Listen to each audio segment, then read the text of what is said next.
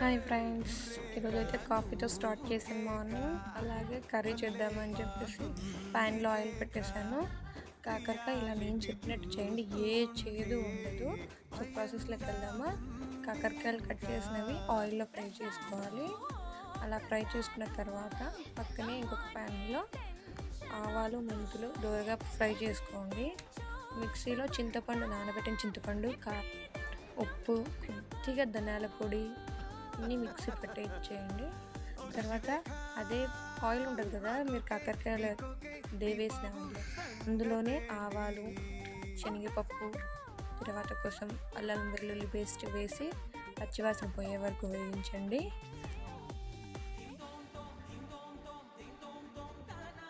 అలా వేయించిన తర్వాత లైట్గా పసుపు, మిక్సీ పట్టుకున్న మసాలా, కాకరకాయలు వేసేసి వేయండి. అయిపోయింది, అంతే కాకరకాయ